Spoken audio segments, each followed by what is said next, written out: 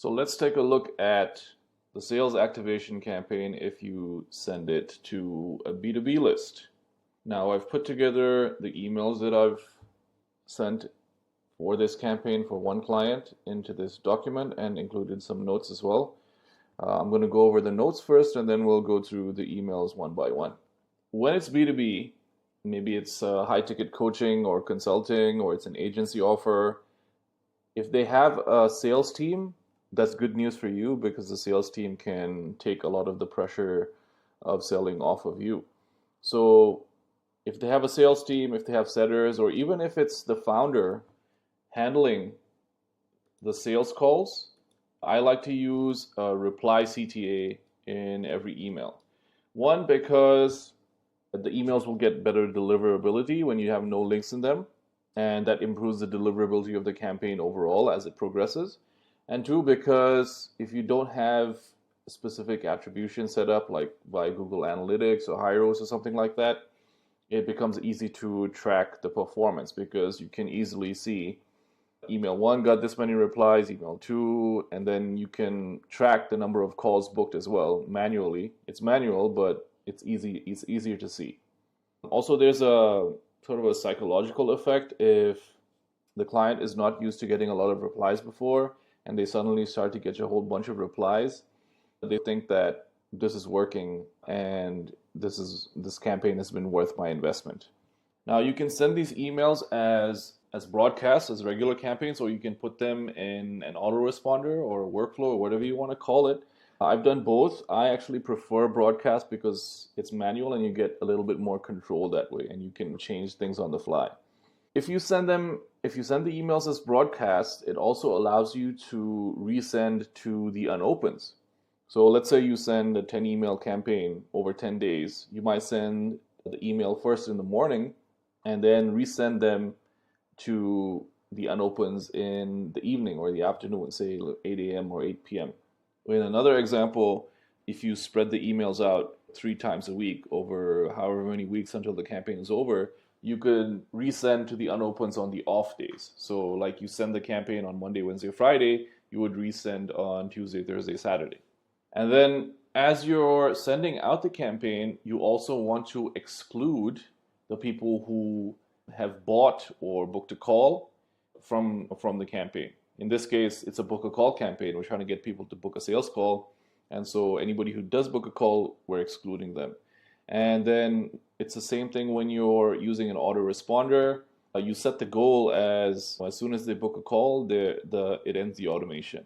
I also include a stop promo link from email 2 onwards. Now, the stop promo link is not mentioned or not included in this campaign that I'm going to show you, but it's very simple. I like to put it at the top of the email. Anybody who doesn't want these promotional emails, they see the first line of the email and they can immediately opt out of the promotion. You can, if you want to put it at the bottom of the email as well, it makes no difference, but I prefer to put it at the top because they're not wasting time looking. And if somebody is not interested in getting these emails, I want them off of the promotion as fast as possible, because if I'm annoying them with sales messages that they don't want, they're much more likely to unsubscribe from the list entirely, which I don't care much about, but they're much more likely to also report you or complain as spam, which is very annoying because it's a fake spam complaint after they've opted in to a list. So I like to give them every opportunity to get out of the campaign without any friction. And then even though the selling happens over the phone in a B2B scenario, you still want to sell as much as possible or as much as you can inside the email. You want to include a complete pitch in every single email so that they know exactly why they're booking the call and what the call is about. These are sales emails. They're not lead generation emails. You're not selling the click. You are selling the product. And the benefit of doing this is the buyer shows up to the call with enough context, and many times they show up pre-sold as well. And then the sales call is just basically a Q&A call or an order taking call. If you put these emails in an autoresponder, it might be helpful if you add a 999-day wait right at the end so that If you want to add any more emails to the campaign, say you start off with 10 emails and you get another idea for 11th, 12th, 13th email, you can add them and remove that 999-day wait so that the people who are waiting at that step will get your new emails without exiting the campaign or exiting the autoresponder. And so this is a personal preference of mine. I prefer to use the HTML editor instead of the standard email editor. I don't know why. I don't have any hard data, scientific data for this, but I always felt like it gets better email deliverability, better open rates for some reason. But some email providers don't have this feature.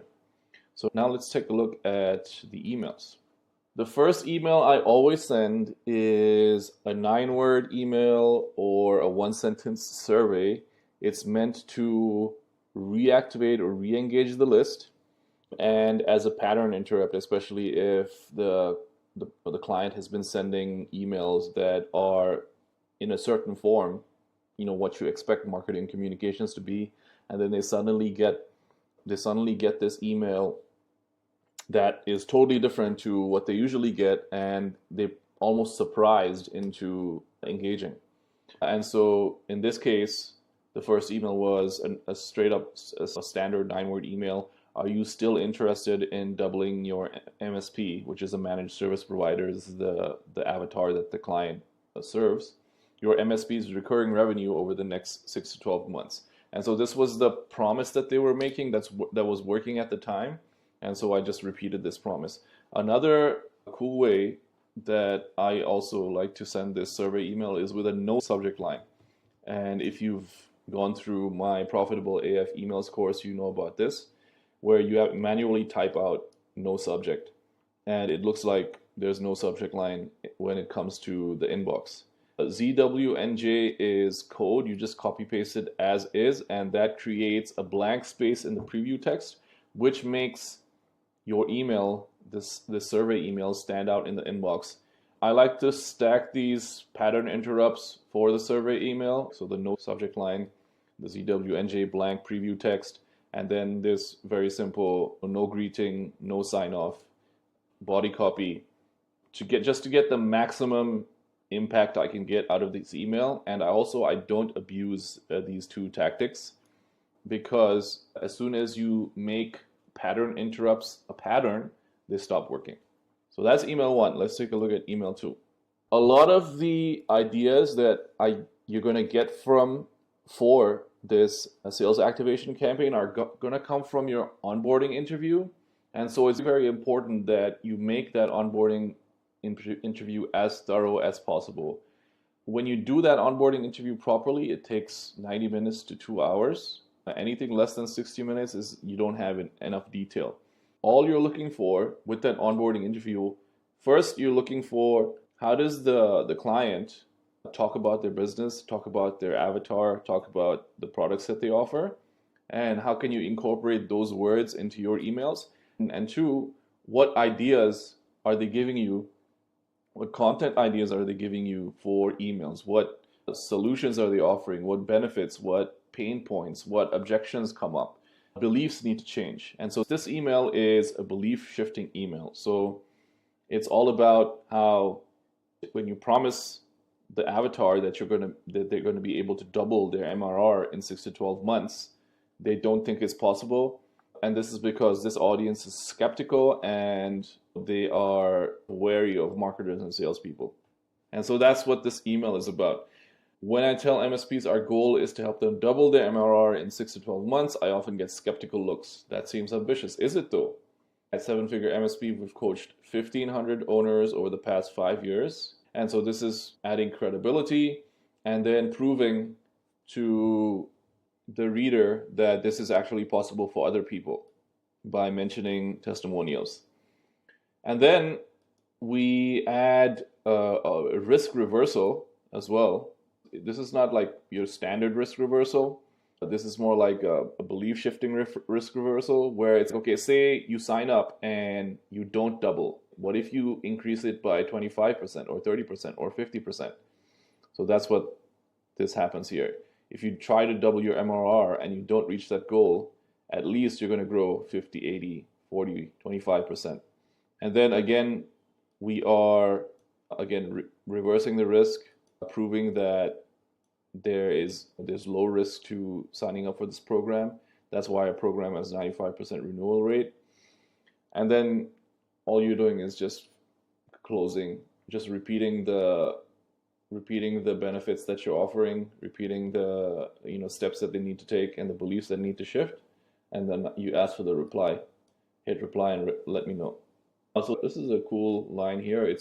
I don't know, there's probably a technical description of what this is called, where you might have read this in a Chris Voss or an Oren Klaff sales book, where it's like you ask the negative question that gets the obvious answer that you want.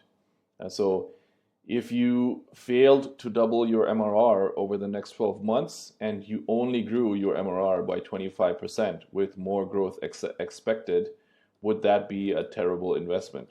Actually, no, it wouldn't be a terrible investment. And then we ask for the CTA, hit reply and let me know. So let's take a look at the next email. Here we are handling, this is another belief shifting email. And again, the idea is from the onboarding interview, and it's tackling the belief that in order to make more money and more profit, you have to offer more stuff in terms of deliverables, in terms of hours, in terms of manpower, because even though these avatars are entrepreneurs, they still think like employees, because many of them are IT tech support people who transition into starting their own business and offering, like starting their own IT agency is what it is. And this is what this email is doing. It's calling out that background that they have as tech people and shifting that belief into the right belief that they need to have. So I'm an IT guy, so shared background. The client used to be one of these guys. He had his own MSP business that he grew to 7 figures and sold. So I'm an IT guy, so I can say this with confidence. IT guys and gals are technicians, and technicians tend to think more stuff equals more value. How this translates to MSPs is that technicians turned owners think that if they want to charge more, they need to do more. More deliverables, more staff, more hours. Wrong. The opposite is true.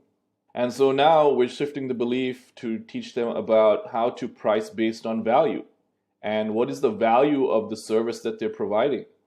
And so in this case with MSP owners, what they're doing is helping prevent cyber attacks. That's a minority of what they actually help do, but the majority is that when a cyber attack eventually happens, and it happens to everyone, it's impossible to stop them all, they have the systems and procedures and services in place for their client that allows their client's insurance claim to get approved. And so that could be $1 million insurance claim that gets paid out or doesn't get paid out based on what this avatar, the MSP owner, is able to do for their clients. And so when you put it in terms of the dollar value and show them the exact value, then you're able to change the belief. And this is just one example. Bottom line, adding 10 more MSP clients to your seat count isn't going to double your dollars per seat. Even if it did, clients would fight you tooth and nail over any increase. But saving your client $500 million almost certainly will. Helping you make the shift from tech support guy to cover your ass provider is the first pillar of the 7-figure MSP program. When you join us, the first thing we help you implement is our 7-figure sales system.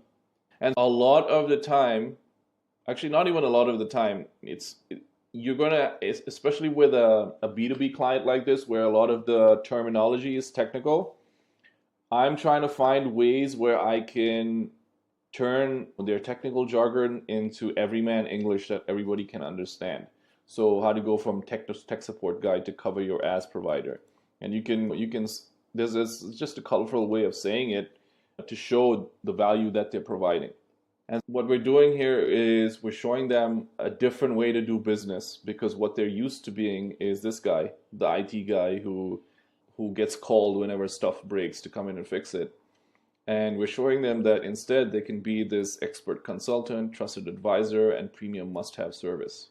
And then all we do is we transition into the close. These emails that I'm showing you right now don't have a full sales pitch because I was confident about the sales team. The client I'm working with here, their chief revenue officer is also a client of mine, and she promised me that the sales team had a strong closing rate. They were closing at like 40% or something like that. So I was confident not selling as hard at the end of the email because I knew that the sales team would be able to handle it. And in this case they did, but in a future iteration of this campaign that we did for the same client, they didn't actually perform as well. So it's important that when you send these emails, you include a more complete pitch. In this case, I am using the transition to the pitch to focus on one specific aspect of the program. So my opening is going to be objection handling or belief shifting, and then when I transition to the pitch, I'm making sure that the pitch is relevant to that objection I just handled or the belief that I just shifted. I've been following you for years. So I got this idea straight from the onboarding interview, and this is something that the client mentioned to me verbatim. He mentioned that his salespeople will get on sales calls, and he's surprised whenever he listens to the call reviews and he hears, I've been following so and so for years and I've just now booked a call. And this is calling that, that out. There might be many people on the email list that applies to. And so we're just trying to jolt them out of that sort of being on the fence, that type of inactivity. Seven Figure MSP has been around for 5 years now, and pretty much every MSP in the US has heard of us. All the same, it still surprises us when one of my salespeople gets on a call and hears, I've been following Chris for years. Even more surprising is the fact that it took them so long to book a call with us. Does that sound like you? If it does, why haven't you booked a call yet? What's stopping you? Now, I could have asked them to book a call, reply if you want to change that, or reply if you want to book a call. But this is an opportunity to have a conversation or to open a conversation. And that opening a conversation is the setter's opening or setter's in to have some type of conversion conversation with them. And it can be gradual. It doesn't need to be like 0 to 1. It can be, he can take them, the setter, whoever's replying, can take them through the process of building a relationship with them in the inbox so that they become more comfortable with booking a call. This email is objection handling, and I got this also from the onboarding interview. Now, a big objection that they have is around raising prices, or this, I guess this would be a fear of raising prices with their existing clients.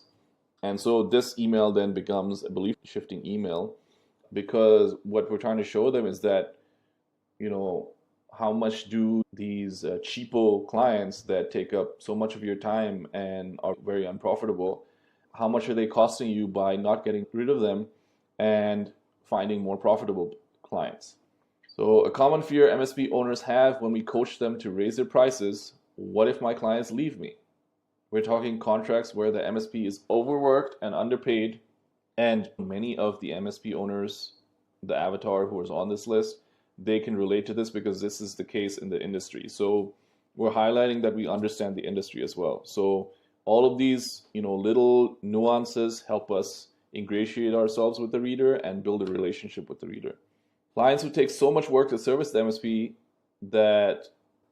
clients who take so much work to service, the MSP has no time or resources to invest in growing their business. So the question they should really be asking is, what if these clients don't leave me? And so now we're shifting the beliefs. What happens when they continue to service highly demanding, unprofitable clients? It's a ticking time bomb. And then we use some social proof that shows that this is actually a good thing, that the clients do leave you. So this is one of my client's actual customers. And she said, it took me 9 months to close the client that replaced our biggest income, and we closed that deal 2 months after we lost our biggest client. And the new client she's referring to, and it was a smaller client that more than doubled that revenue. double that revenue, meaning of the client that they lost. So we lost a bigger client that wasn't profitable and was high risk, and got a smaller client that was very easy to maintain and high margin. So there you go, belief shifted. And then we show them that it's a win-win situation. Either your underpaying clients accept the price increase, or they terminate your contract and open up capacity to sign new clients who pay more and need less work to manage. Either way, you win. Once you've realized this fact, your next questions will be, how do you raise prices without your clients objecting? Or how do you provide so much value that investing in you is a no-brainer? And how do you do it in a way that needs less work than you were doing before? If you want the answers, go to this email. And again, so I'm not going for the direct book a call, reply to book a call. I'm trying to start a conversation. Yeah, I'm trying to start a conversation. And the more opportunities the setters have to have conversations with these prospects or with these leads, the more likely they are to get them booked on the calendar. Here's more belief shifting.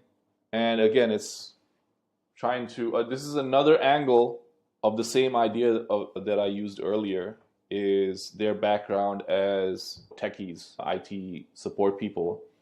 They think their job is one thing, which is fixing computers and installing antivirus or whatever it is they do. But really, their job is something completely different. Your real job as an MSP isn't to set up workstations or fix computers.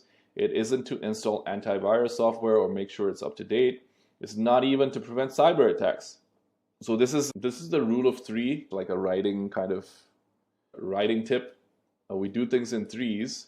And then I don't know what to call this, but there's two things that are normal that they're expecting, and then one thing that they're not expecting. Isn't it my job to prevent cyber attacks? No, it's not your job to even prevent cyber attacks, because you can't prevent cyber attacks. So if they're not paying attention, they'll start to pay attention.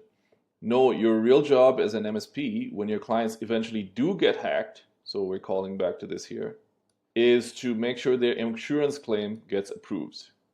And so this is, again, like I said, it's just another way of me talking about the same idea that I talked about in one of the previous emails, is about covering your ass, or covering the client's ass. It's to make sure their insurance claim gets approved because you've helped them avoid a failure to maintain breach when the insurance provider investigates a claim. I got this line directly from the onboarding interview. That's why this is so important, because there's one aspect of jargon that you're trying to get rid of and make it simple for people to read and try to convey what it is that is happening in simple English. And the other is the strategic use of jargon to prove that this market, this industry, and this business. So as soon as I say a failure to maintain breach, people who are familiar with this, people who are in the industry are going to know, okay, this guy, he's legit, he knows what he's talking about. That's what the MSP industry is today. Insurance companies are flat out denying claims left and right, and your work could be the deciding factor between your client getting a $1 million payout or going out of business. So again, here we are demonstrating the value of what our avatar, the service that our avatar is providing, and showing them that yes, they do deserve to be more profitable and sell to their customers the way that in this new paradigm. And so here, I think, is the first time that I included a full sales pitch. I'll do this sometimes where I just list all of the deliverables so that they know exactly what it is that they're getting when they sign up. There's even a version of this sales activation campaign where all you do is come up with different angles for emails as an excuse to pitch them, just to mention exactly what is in the offer. So we go through listing all of the different deliverables in the program, and then I say, listen, you don't have to worry about signing up right now. All you got to do is make one decision, and that's decide whether or not you're going to book a call, and then reply yes to this email when you do. So I'm not trying to ask them to buy immediately. All I'm saying just to take the first step. So that could be a nice little close that you can try out, where you're essentially selling the product, but you just go, right to the point of the sale, and then you pull back just a little bit. But listen, you don't got to buy, you don't got to make a decision right now. All you got to do is do this one thing, that's, and less, that takes less effort and less commitment than actually purchasing the product. One of the benefits of writing for B2B and consulting and coaching offers and even agency offers is that a lot of the analogies and metaphors are the same.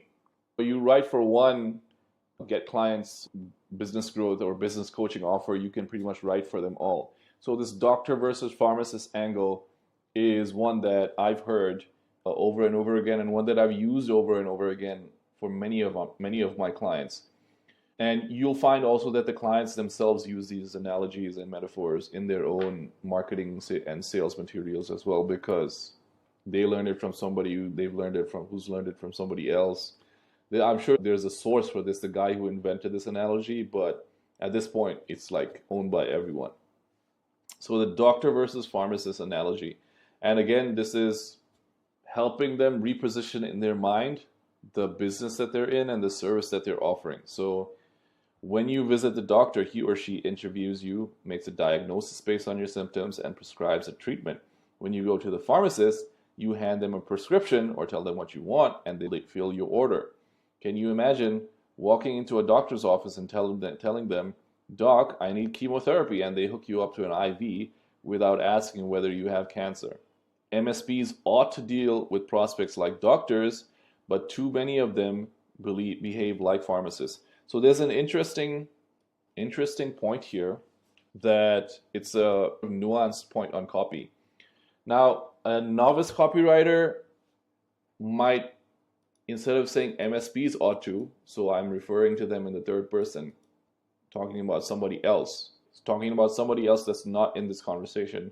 A novice might say, you ought to deal with prospects like doctors, but you are behaving like a pharmacist. Now, what happens if that's not really true, or the prospect thinks otherwise, it's going to turn them off. So I've also heard this explained as, don't make too many proclamations or like definitive statements about the prospect unless you're absolutely 100% sure that the statement you're making is true. So in cases like this, when I'm talking about a problem that's going on in the market, or a pain point that's being experienced, or some sort of outcome that is not desirable, I will talk about the avatar in the third person. But if I'm talking about consultants, I won't say you, I'll say many consultants, or there are a lot of consultants out there who blah, blah, blah. Or I might talk about it, or I might talk about the negatives from my perspective. I used to do XYZ, and that was bad, and then I figured out how to do it the right way. And so when I use the word I when I'm talking about all the negatives, so I take all the responsibility for all of the failures, and I give them access to all of the benefits. So that one, the use of I with the negative and you with the positive, is something that I learned from Bond Halbert. I can't remember. I heard it on a podcast somewhere, but I've used it for a very long time. And so here, all we're doing is leaning into the metaphor. The right way to deal with prospects is to understand their needs better than they do, advise them on the best possible solution for those needs, and refuse to sell them anything more or less. Done this way, you aren't selling, you're serving, but this isn't an act of charity. You're getting something out of it too, because you've become a trusted advisor. And then so all we got to do is finish the email, lean into the metaphor, take it to its conclusion, and then make the pitch. This is what we're offering you when you join 7-Figure MSP, the opportunity to stop being an order taker and start being a trusted advisor. If that's something you'd like for your business, simply reply to this email and register your interest. One of our advisors will follow up to determine whether we're a good fit to help you achieve your goals. If we are a good fit, the next step is to get on a call. Depending on how the call goes, we may extend an invitation to join our program. After that, the real work of transforming your MSP begins. Now, this close is, I'll go into this a little bit more detail. Here, what we're doing is we're trying to, it's almost like a takeaway. We're saying, listen, we don't know if you're a good fit. First, reply and tell us you're interested.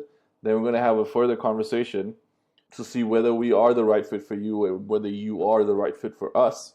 And if that's the case, we'll get on a call And then if the call goes well, we'll extend an invitation to join our program. We'll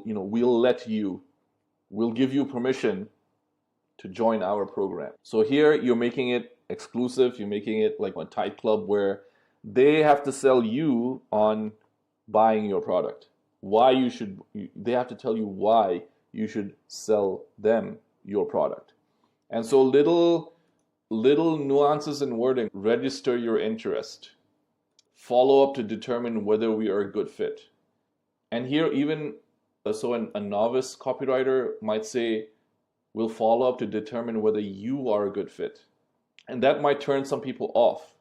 Here we're taking the responsibility of being a good fit on ourselves. Maybe we are the right people to help you, maybe we're not. And that's what we're trying to do. That's what we're trying to identify here, whether we are the right people to help you or whether we should recommend some other solution. We may extend an invitation to join our program. So all of this is like exclusive language that positions you as something premium, something that is a privilege to be a part of. Why some people refuse coaching and how we get them to join us anyway. So here is another example of using common metaphors that occur across coaching and consulting. So a lot of the time, people will not buy, even when you show them so much proof of other people achieving the outcome, they don't have enough belief in themselves that this is possible for them. And so they might not buy because of that, because they haven't become the person that's worthy of that outcome. And so that's what this email is about. And we use it in an interesting way to introduce some risk reversal. I've taken thousands of sales calls and invested over $200,000 getting better at sales. So allow me to offer some unsolicited coaching. When some prospects don't buy, it's not because they don't trust you, but because they don't trust themselves. They don't believe they're capable of achieving the transformation you promise. You can show them proof after proof, testimonial after testimonial. And here we're just posting testimonials. Still the voice in their head says, but will it work for me?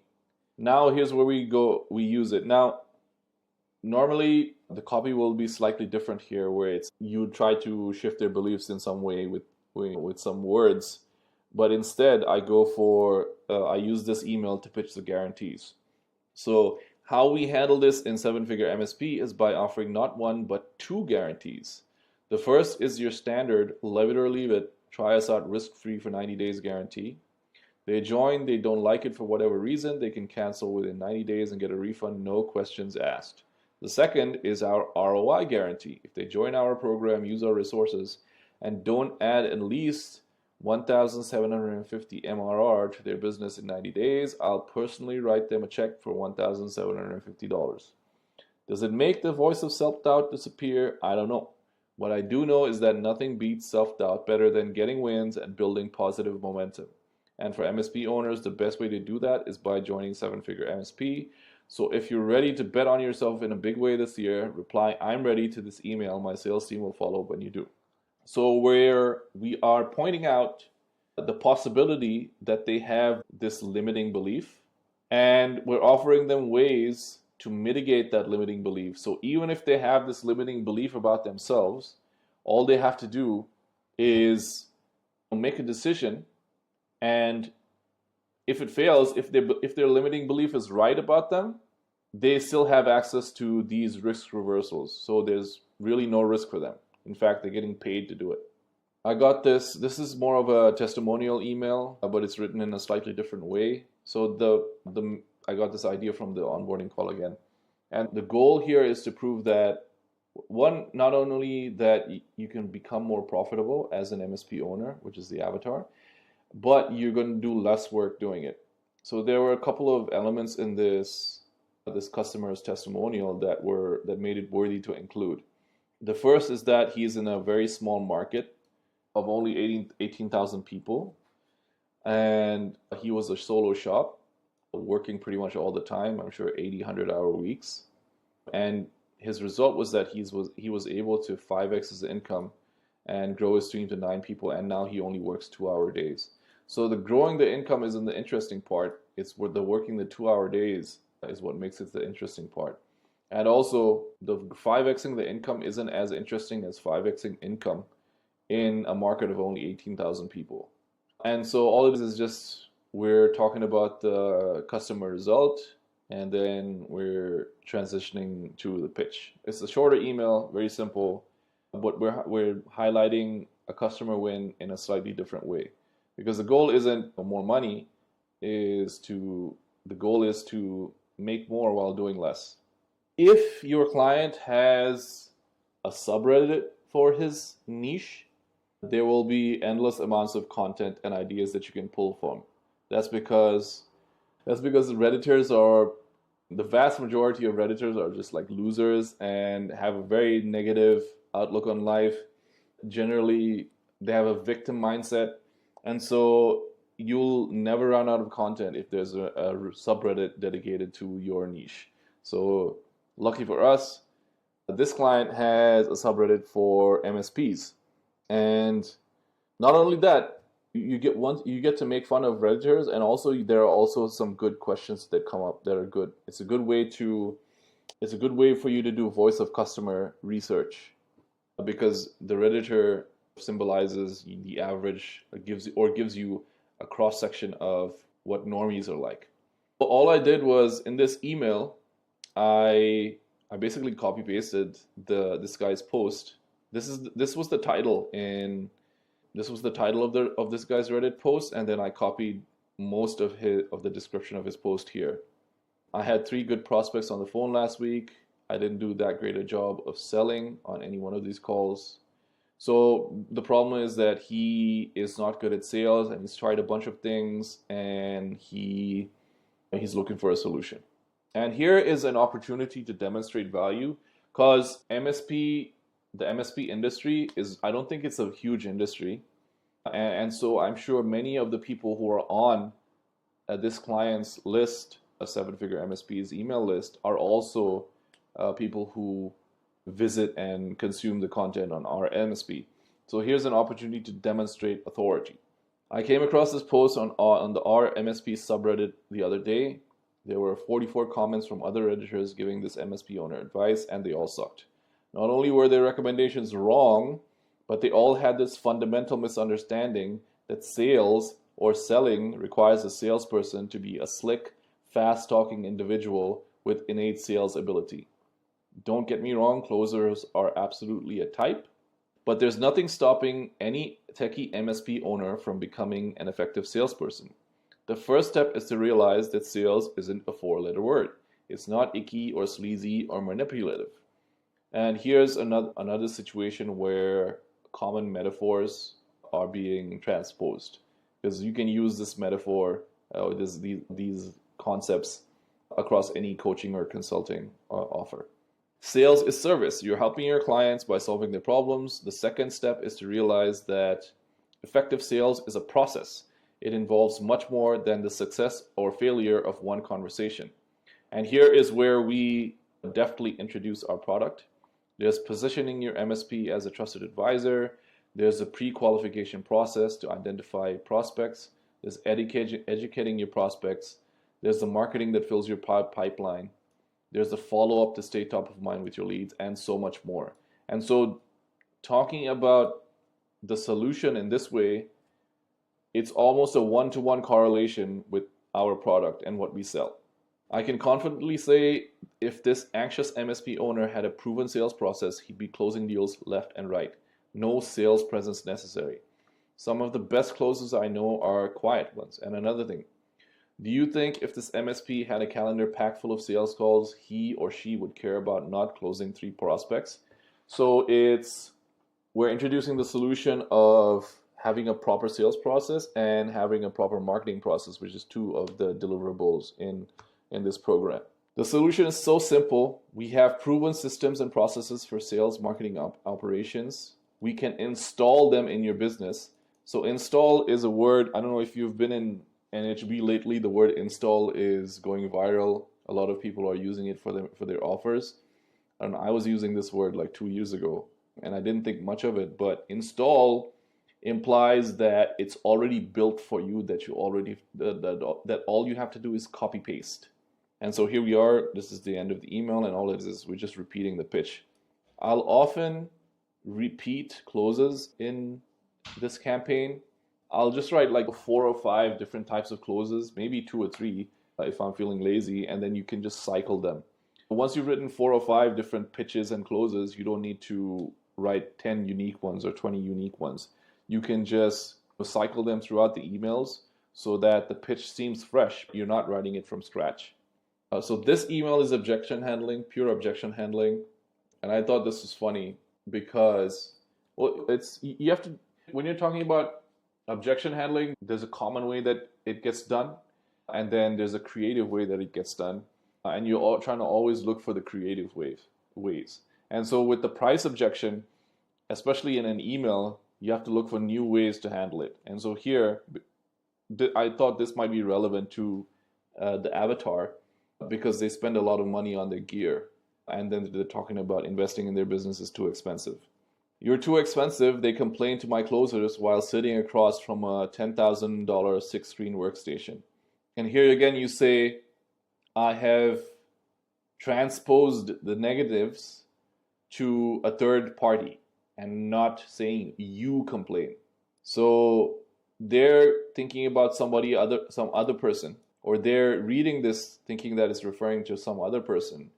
But they also know, without me mentioning it to them, that it could apply to them, especially if they're one of these people who they're frugal with investing in their business, investing in their growth, and investing in coaching. They complain to my closers while sitting across from a $10,000 6-screen workstation. And many of these guys have these types of workstations, so it's another way to show that the market. He, as in the closer, he watches in amusement as they hold up their brand new iPhone, their brand new $1,500 iPhone to send an incoming call to voicemail. Expensive compared to what? So that's, whenever you get a price objection, it's compared to what? You have to compare it to something. And what is the cost of doing nothing? Usually the cost of doing nothing is years of spinning your wheels, trying to figure things out by trial and error. And it's also the second and third order effects of what would have happened had you gotten the help and gotten the growth that you wanted. So it's not just the cost of the immediate cost of paying for the program. It's the cost of everything that's involved, of all of the other options, of all of the multiverse of realities. Is it still expensive if we help an MSP go from $10,000 a month to $63,000 a month MRR? Is it still expensive if we help an MSP go from 100% break fix? So this is a situation like the bad situation where they don't want to be in as an MSP owner, where like all they're doing is they're like repairmen who come in to fix stuff and install stuff. They don't want to be in this position. If we help an MSP go from 100% break fix to 100% managed services and $22,000 a month in MRR, is it still expensive if we help an MSP replace a high-risk, unprofitable client with another client that's double the revenue and requires far less work to maintain? And if results like those don't move you, consider the cost of doing nothing. Unprofitable, high-risk clients, a few large clients bringing in 30 to 50% of revenue, no leads to speak of except a handful of referrals a year, working 12 to 15-hour days to keep the lights on, no margin or capacity to staff up so you can work on the business rather than in the business. So here, all we're doing is highlighting the cost of doing nothing. And compared to that, the price of enrolling in our program is not expensive at all. And then we layer it on even further. We mitigate the cost even further by mentioning the 2 guarantees. And then the pitch is a very simple, just mentioning exactly what they get and asking them to reply to the email. And the first time we ran this campaign, it was only 11 emails, but then we ran it a second time earlier and I came up with this email where it's just another sort of opportunity to anybody who's left in the campaign, who's still getting the emails, to give them an opportunity to reply. But what we'll do is here we'll put all of the deliverables in the program and exactly what they're getting when they sign up on a Google Doc, and we put a link to a booking calendar, and so they can have a copy of that. So one day down the line, because people will buy whenever they feel like it. They don't buy when you want them to buy. Some email might inspire them, or something might happen in their business or their life that will motivate them, and then they'll remember in their mind, oh, I have this document from seven-figure MSP. Let me just go open it up real quick and see what the offer is, and we'll see what they're offering. And then they're going to see the call link, and they'll book a call. Now, can my email be the attribution for this? I have no idea, but the point is that the conversion happened, and it's okay if I don't have the attribution for this, because a lot of what you do in marketing is you're just planting seeds that sprout whenever they feel like.